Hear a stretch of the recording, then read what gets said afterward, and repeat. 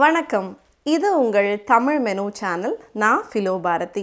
உங்கள் அனைவருக்கும் இனிய தீபாவளி நல்வாழ்த்துக்கள். பிரகாசமான தீபங்கள் ஒளிர்வது போல உங்கள் உள்ளங்களிலும் இல்லங்களிலும் விடாமுயற்சி, தன்னம்பிக்கை, வெற்றி ஒளிர்ந்து கொண்டே இருக்கட்டும். இன்றைக்கி நம்ம கிச்சனில் திவாலி ஸ்பெஷலில் ஸ்வீட் ரெசிபி தாங்க பார்க்க போகிறோம். ஜலேபி. வண்ணமயமாக பார்த்த உடனே சாப்பிடணும் போல் இருக்கிற இந்த ஜிலேபி வாயில் போட்ட உடனே மொறுன்னு இனிப்பு நிறைஞ்சிருக்கும். லேசான புளிப்பு சுவையோட எனக்கு ரொம்ப பிடித்தமான ஒரு இனிப்பு வகை. வீட்டிலே எப்படி பண்ணுறதுன்னு பார்க்கலாம் வாங்க.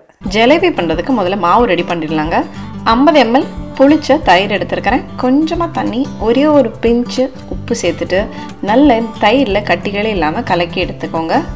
250 கிராம் மைதா சேர்த்துருக்கிறேன். 250 கிராம் மைதாக்கு 50 ml தயிர், புளிச்ச தயிர் எடுத்துருக்கிறேன். இந்த மைதாவை கொஞ்சம் கொஞ்சமாக தண்ணி சேர்த்து நல்லா கட்டிகளே இல்லாமல் திக்காக ரெடி பண்ணிக்கோங்க. முதல்ல ரொம்ப ஜாஸ்தியாக தண்ணி சேர்த்துடாதீங்க, ஏன்னா இதை நம்ம புளிக்க வைக்க போகிறோம். மாவை புளிக்க வைக்கும் போது அதுலேருந்தும் தண்ணி விடும். ஸோ கொஞ்சம் கொஞ்சமாக தண்ணி சேர்த்து இந்த மாதிரி திக்கான இட்லி மாவு பதத்துக்கு இந்த மைதா மாவை பிசைஞ்சு எடுத்துக்கோங்க. கட்டிகளே இருக்கக்கூடாது, தண்ணி கம்மியாக இருக்கணும். இந்த மாவை நல்லா அடித்து எடுத்துக்கோங்க. அப்போ நல்லா அது காற்று நல்லா உள்ளே போய் நல்லா ஏர் உள்ளே நல்லா ஃபில் ஆகும். அது இந்த ஜிலேபிக்கு ரொம்ப முக்கியம். இப்போ இதை நல்லா ஓரங்களெல்லாம் நல்லா வலிச்சிட்டு இதை ஒரு 8லேருந்து 10 மணி நேரம் நல்லா புளிக்க விட்டுடுங்க. ஒரு வேளை குளிராக இருக்குன்னா ஒரு 12லேருந்து 15 மணி நேரம் கூட எடுக்கும். ஜலேபி மாவை புளிச்சிட்டு என்றைக்கு ஜலேபி பண்ணுறீங்களோ அந்த அன்றைக்கி இந்த சீனி பாகு ரெடி பண்ணிக்கோங்க.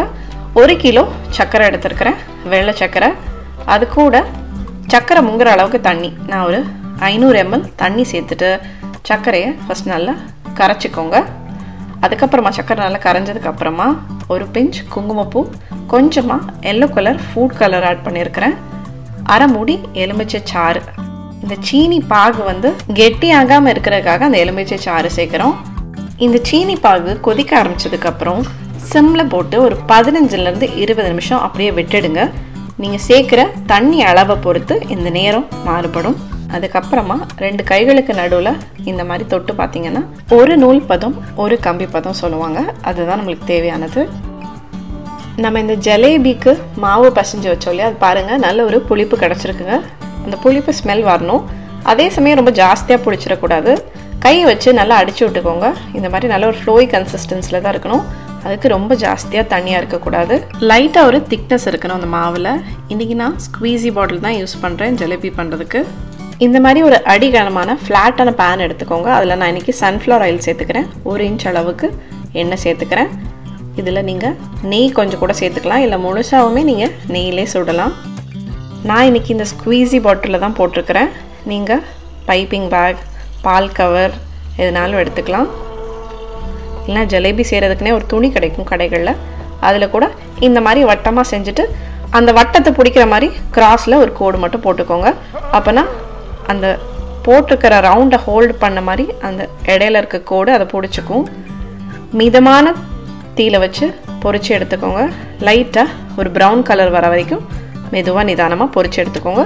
ரொம்ப ஹை ஃப்ளேமில் வைக்காதீங்க, சீக்கிரமாக கரிஞ்சிடும், உள்ளே வேகாமல் போயிடும்.